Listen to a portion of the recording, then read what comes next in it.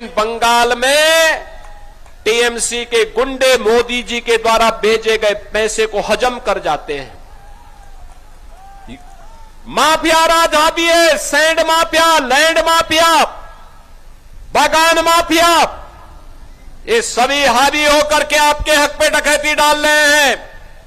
और मैं तो आपसे कहने के लिए आया हूं, ये माफिया का उपचार भी बीजेपी है। यूपी में बुलडोजर केवल सड़क नहीं बनाता है, ये माफिया गुंडे और दंगाइयों की हड्डी पसली को भी एक करता है सड़क के साथ में। और ये केवल बीजेपी कर सकती है।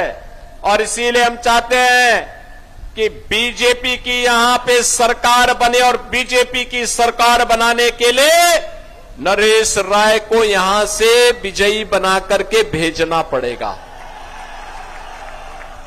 नरेश राय को विजयी बना के भेजेंगे। बहनों और भाइयों, बीजेपी का मतलब गौ माता को कटने नहीं देंगे और हिंदुओं को बंटने नहीं देंगे, इसकी guarantee.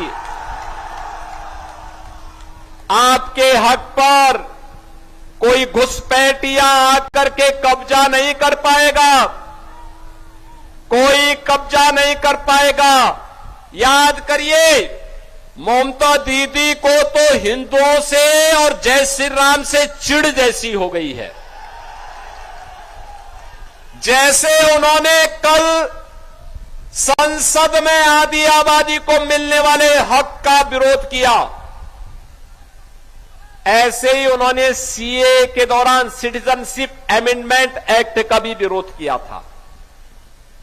Citizenship amendment act Bangladesh के अंदर जो बंगाली हिंदू है,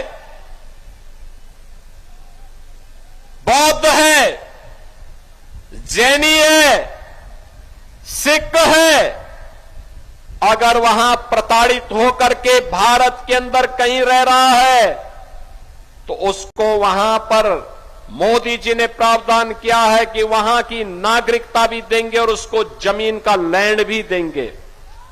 अभी मैं पिछले सप्ताह ही उत्तर प्रदेश के अंदर 1056 परिवारों को कब्जा दिया हो, नागरिकता दिया हो, जिन्हें बंगाल से निकाला गया था। सीए का विरोध टीएमसी, कांग्रेस, कम्युनिस्टों के द्वारा किया गया।